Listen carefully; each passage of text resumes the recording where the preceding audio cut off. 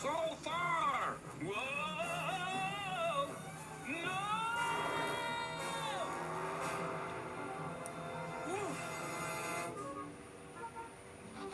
Bumblebee, you are great! Yeah, for a submarine. Hey, look, the first stush. I know what my wish is.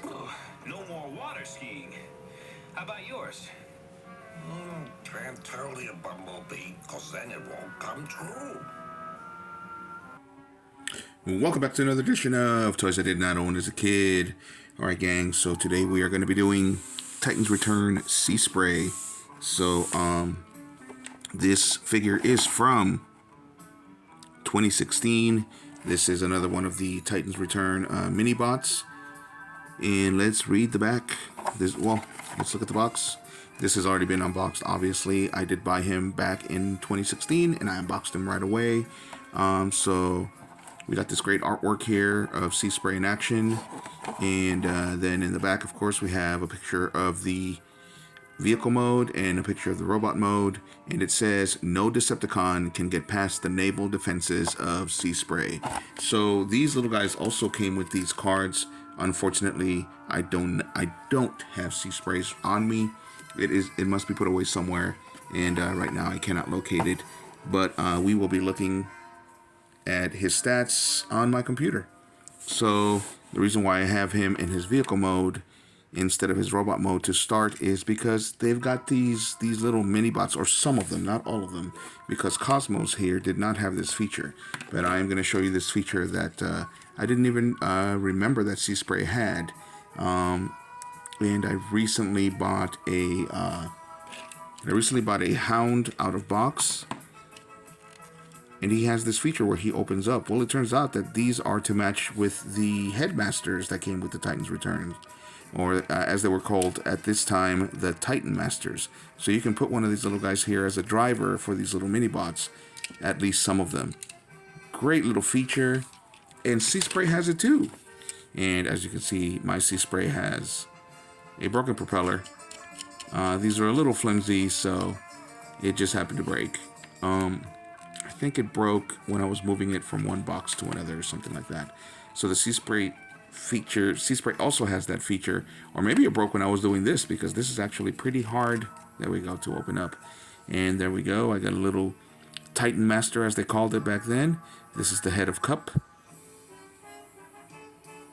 or Sergeant Cup. And we are going to take him out because I don't know if the transformation allows him to stay in. So Seaspray, the original, was released as a mini bot in the original toy line in 1985. And in the cartoon, which I just showed you a clip of, he was voiced by Alan Oppenheimer. His first appearance was in Dinobot Island Part 2. And he transforms into a Winchester class SRN6, which is this little vehicle here.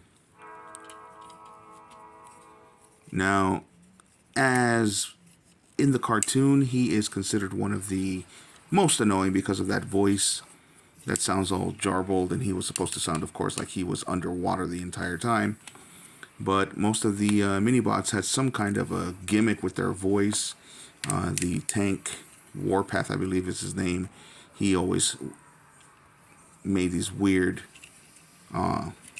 sounds and expressions like zam, pow, and kablooey. Things that I guess they thought that a robot that turned into a tank would make. And here comes the weakest part. His face is only covered by that flap. But this part gets removed, and it becomes his gun, which he has a tab for right there. Also, something I just found out, he has some writing in his arms, both forearms, almost like a tattoo on a sailor. And it is the name of the mermaid that he fell in love with in an episode of the original cartoon. So it's supposed to be ancient Autobot that is tattooed or written right there on his forearms, and they are the name of his girlfriend, Alana. So as far as articulation goes, these are pretty cool. He does turn his head from right to left. He cannot go up and down, but he can bend at the elbows, and of course he can go forward and backwards and all the way around here. He does bend at the knees, and he can go forward and backwards, so we can actually make him run. And other than that, he does twist here at the thigh. So if you want to do some pretty cool articulation, his legs do spread a little. Not all the way, but that's pretty far. So we can put him in some pretty dramatic poses. Great little guy. Lots of fun. And a very great improvement on the original. And you can still pop this open. We can still pop this open, and the Titan Master actually fits in there, but I think we have to transform him into Cup's head in order for him to fit in there.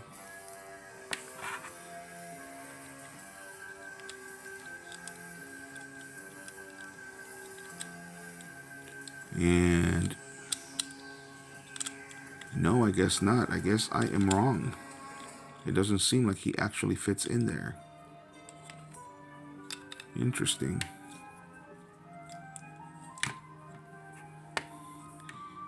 He definitely won't be able to close if we stand him up. Okay, so never mind.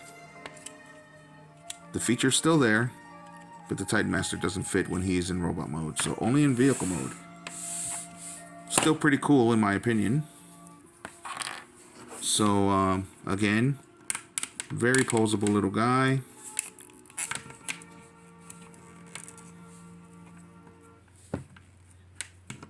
And the only gripe that I have, of course, is that little propeller in the back was so flimsy that it actually broke off. So, that's pretty much it, though. This is what he looks like. Really cool, in my opinion, once again. And lots of little details. Like I said, I didn't even realize that he had those writings on his forearms, which is a great nod to the original G1 cartoon. Alright, since we have seen him in vehicle mode, we have posed him, we have seen his little special feature where he can get a Titan Master in there. Let's take a look at some stats for the original Seaspray. Actually, first, let's take a look at the original, not the original, but the Titan's Return stats. So there's his card, and his strength is at 3, and his speed is at 6. His intelligence is all the way at 9, and his firepower is at 6. So this is a great little website that I just found, and it shows us, if I can figure it out, a comparison of the original versus the Titan's Return version. Pretty cool. There's the Titan's Return version. I wish they would show us a robot version, robot mode.